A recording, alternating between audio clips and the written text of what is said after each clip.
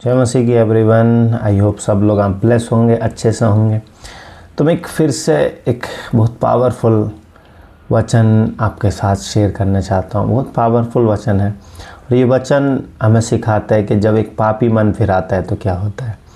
आमीन। जब एक पापी परमेश्वर के राज्य में मन फिराता है, एक पाप की दशा में जो लोग आज दूर हैं परमेश्वर से, जब वो परमेश्वर के पास आते हैं तो परमेश्वर कैसे बिहेवियर करता है, कैसे रिएक्ट करता है, तो आज हम देखेंगे। तो वचन हम देखते हैं। पहले लूका 15 उसका 3 से 7 तक हम पढ़ेंगे।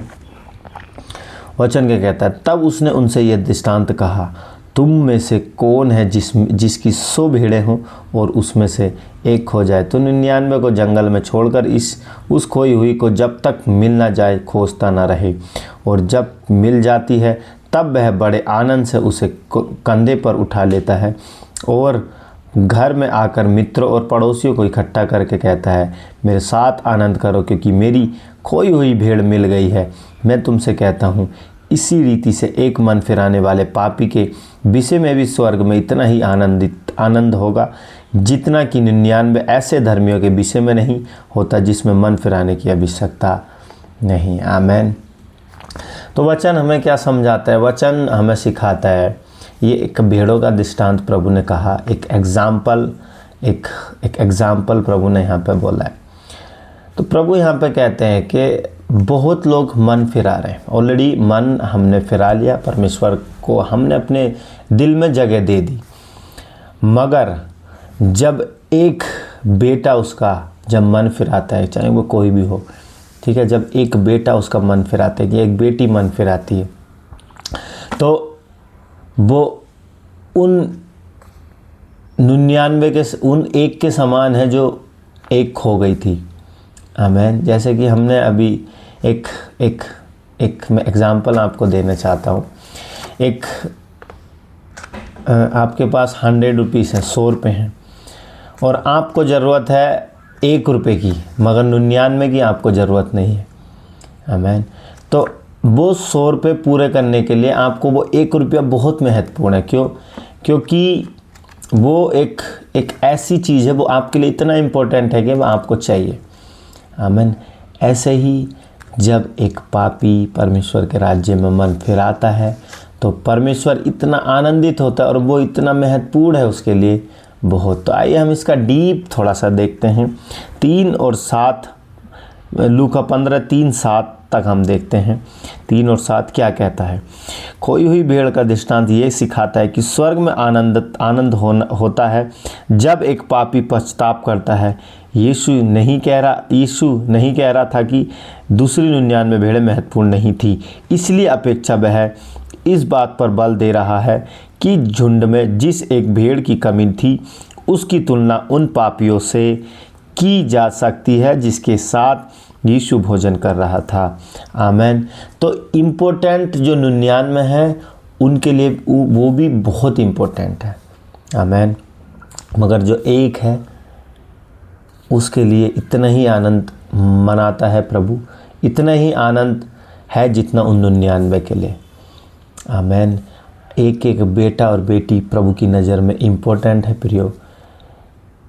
तो आज बहुत लोग अगर सोच रहे हैं कि हम मन कैसे फिराएं, तो बेस्ट तरीका है अपने परमेश्वर से बोलिए कि आइए परमेश्वर मेरे दिल में आइए और मैं मन फिराना चाहता हूँ। आमीन। तो आगे देखते हैं।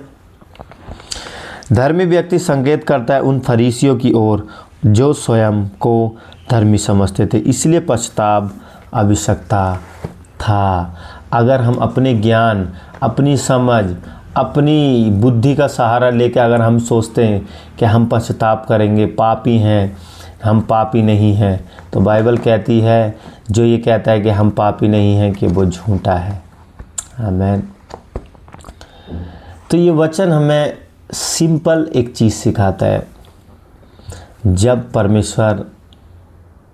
कोई एक पापी मन फिराता है तो जब वो अपने निर्णय लेता है तो उसके निर्णय से परमेश्वर बहुत खुश होते हैं। जब वो पश्चाताप करता है और बोलता है प्रभु मैं आपके सामने आना चाहता हूँ, मैं आपके सामने मन फिराना चाहता हूँ, मुझे क्षमा कीजिए, मैंने आज तक जो गलती करी पता नहीं, मगर आज के बाद मैं कुछ गलती नहीं करूँगा। मैं आपको अपने दिल में जगह देता हूँ, आइए मेरे दिल में राज कीजिए। तो आप भी एक छोटी सी, अगर आप सोच रहे होंगे कि मुझे इस पाप की दशा से कौन निकाल सकता, तो प्रभु यीशु मसीह है जो आपको बुला रहा है, आपका नाम लेकर। आप चुनी हुई राजक पवित्र प्रजा हो, परमेश्वर की चुने हुए हो, आप चुने हुए हो। आपको ऐसा नहीं बुलाया गया, आप इस पृथ्वी पर आए, कोई एक्सीडेंट नहीं है, कुछ अचानक से नहीं हुआ। आमीन। ये सब एक परमेश्वर की योजना है, प्लान है आपने, और उसने आपको और मुझे चुन लिया ताकि वो अपनी महिमा हमारे पर दिखा सके। आमीन। तो अगर आप सोच रहे होंगे कि इस पाप की दशा से मुझे कौन निकाल सकता है, तो मैं आपको बताना चाहता हूँ, प्रभु यीशु मसीह है जो आपको बुलाता है। उसे एक सिंपल प्रार्थना के थ्रू आप इनवाइट कर सकते हैं अपने दिल में। बोलिए, प्रभु यीशु मसीह, मैं विश्वास करता हूँ कि परमेश्वर ने आपको मुर्दों में से जिलाया। मैं विश्वास करता हूँ कि आप मेरे पाप क्षमा कर सकते हो। मैं विश्वास करता हूँ कि आप मेरे पाप क्षमा कर दोगे। मैं विश्वास करता हूँ कि आप भी परमेश्वर के पुत्र हो। आमीन। मैं आपको अपनी ज़िंदगी में बुलाता हूँ, मेरे हृदय में राज कीजिए। आइए मैं आपको इनवाइट करता हूँ।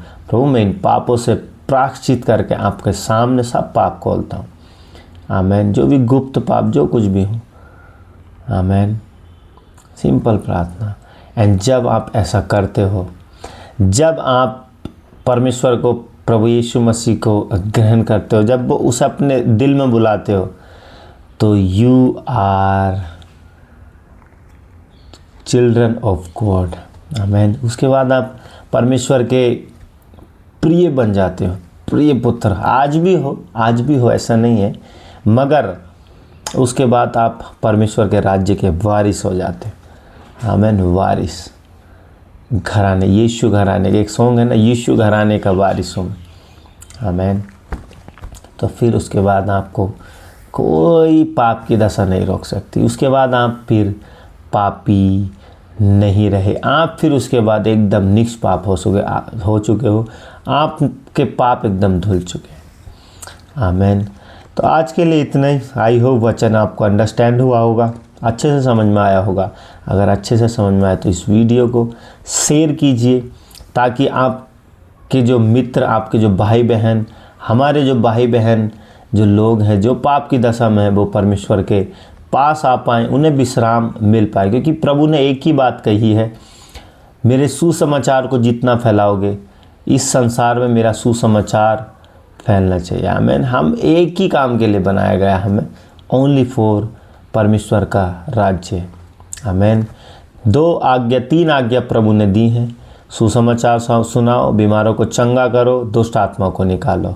आमीन। ये 3 आज्ञा हमें फॉलो करनी है। आमीन। क्योंकि ये हमारे प्रभु यीशु मसीह की आज्ञा है। सुसमाचार फैलाओ, पहले राज्य का सुसमाचार, बीमारों को चंगा करो, दुष्ट आत्मा को निकालो। और ये परमेश्वर की सामर्थ से ही होगा। जब सुसमाचार हम फैलाते हैं, तो परमेश्वर अपनी सामर्थ हमारे ऊपर उंडेलता है, और फिर वो हमारे द्वारा ऐसे कामों को करता है ताकि हम उसके सुसमाचार को बढ़ा पाएँ। आमीन। तो आज के लिए इतना ही। आई होप अंडरस्टैंड हुआ होगा। Thank you so much. God bless you all.